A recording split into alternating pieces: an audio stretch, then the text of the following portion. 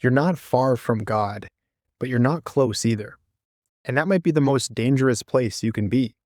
You still believe in God, you still pray sometimes, you're not rejecting Him, but deep down, something feels off.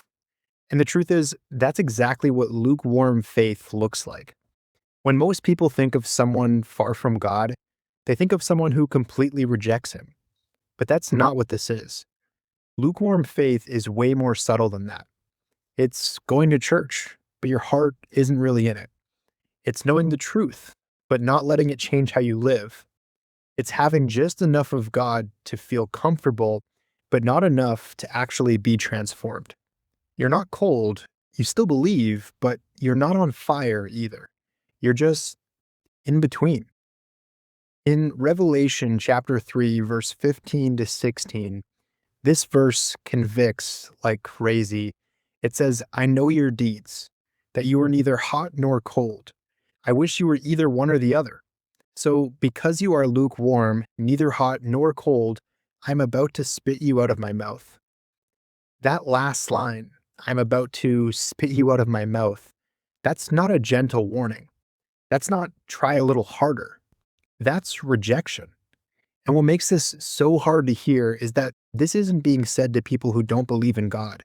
It's being said to people who think they're okay, people who aren't cold, people who aren't openly rejecting Him, people who would probably say, yeah, I have faith. And God is saying that kind of in between faith makes Him sick. That should bother us because lukewarm faith doesn't feel wrong. It feels normal. This is where it starts to get personal because lukewarm faith doesn't usually show up in obvious ways. It shows up in what you do with what you know. A lot of us hear truth constantly. We listen to messages, we watch videos like this, we read the Bible sometimes. We know what God is calling us to do. But knowing isn't the same thing as doing. This is expressed in the book of James, chapter 1, verse 22, where it says, do not merely listen to the word and so deceive yourselves. Do what it says. Do what it says. That's the difference. Not just hearing it, not just agreeing with it, but actually living it out. Because it's easy to hear something and think, yeah, that's true. It's harder to forgive when you don't feel like it.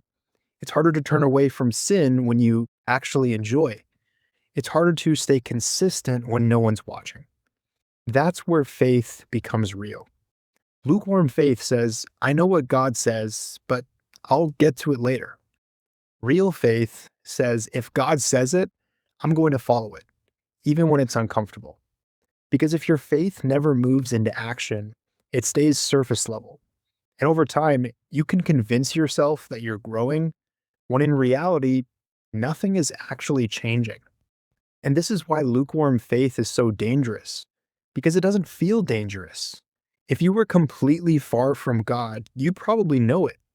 If you didn't believe at all, you wouldn't be pretending. But lukewarm, you feel close enough that you stop questioning it. You stop growing, you stop pursuing, you settle into a version of faith that looks real on the outside, but isn't real at the core. In Matthew chapter 7, verses 21 to 23, it says, not everyone who says to me, Lord, Lord, will enter the kingdom of heaven, but only the one who does the will of my Father who is in heaven. Many will say to me on that day, Lord, Lord, did we not prophesy in your name, and in your name drive out demons, and in your name perform many miracles? Then I will tell them plainly, I never knew you. Away from me, you evildoers. I never knew you. That's not people who hated God. That's people who called him Lord. They did things in his name. They thought they were good. They thought they were close, and they were wrong. That's what makes this so serious. You can look like you have faith. You can say the right things. You can even do Christian things and still not actually know him. Lukewarm faith convinces you that you're fine while you're slowly drifting further away. And one day, that distance becomes real. That's why this matters. Because this isn't about being a better person. It's about whether you actually know God or just think you do. So, what does real faith actually look like? Because this isn't about being perfect. It's not about never struggling. It's not about having everything together. Real faith is about direction. It's about a heart that's actually moving toward God, not just sitting in the middle. In Luke chapter 9, verse 23, it says, "Then he said to them all, 'Whoever wants to be my disciple must deny themselves and take up their cross daily and follow me.'" Deny themselves means that it's not what you want anymore. Take up their cross daily, that means it's not occasional, it's every day. And follow me, that means movement, not standing still, not staying comfortable, not just knowing, but actually following. Real faith looks like choosing God, even when it's inconvenient. It looks like turning away from things you know aren't right, even when you still want them. It looks like consistency, not perfection.